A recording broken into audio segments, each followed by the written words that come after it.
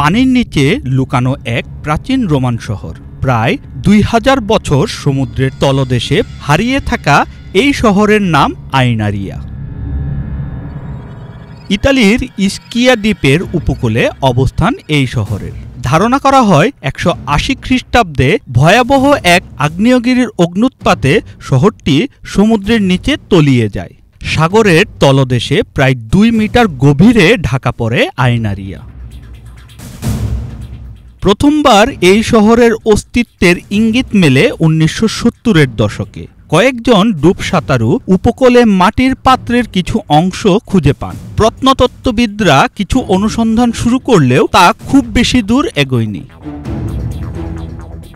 2011 সালে স্থানীয় নাবিক ও ইতিহাসপ্রেমীরা নতুন করে অভিযান শুরু করেন। তাদেরই প্রচেষ্টায় ধাপে ধাপে উন্মোচিত হয় আইনারিয়ার হারানো গৌরব। প্রায় 2000 বছরের ইতিহাস বহন করছে ইস্কিয়া দ্বীপ।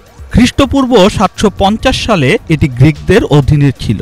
পরবর্তীতে খ্রিস্টপূর্ব 322 সালে রোমানরা দ্বীপটি দখল করে এবং এর নামকরণ করে আইনারিয়া। যদিও শহরটির ধ্বংসের সঠিক ইতিহাস পুরোপুরি জানা যায়নি, তবে ধারণা করা হয় ভয়াবহ আগ্নেয়গিরির অগ্ন্যুৎপাত ও লাভার স্রোতে শহরটি নিমজ্জিত হয়েছিল সমুদ্রগর্ভে। ঠিক যেমন 79 খ্রিস্টাব্দে আগ্নেয়গিরির অগ্ন্যুৎপাতে ধ্বংস হয়েছিল রোমান সাম্রাজ্যের আরেক বিখ্যাত শহর পম্পেই। বর্তমানে পর্যটকদের জন্য খুলে দেওয়া হয়েছে আইনারিয়ার এই রহস্যময় জগৎ। ডুব সাঁতারুদের পাশাপাশি কাঁচ লাগানো বিশেষ নৌযানে চড়ে সমুদ্রের তলদেশে থাকা প্রাচীন এই শহরের নিদর্শন দেখতে পারেন দর্শনার্থীরা।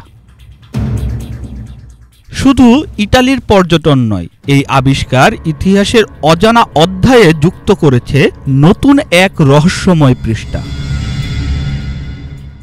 শাহরিয়ার আমান সানি, বাংলা ভিশন।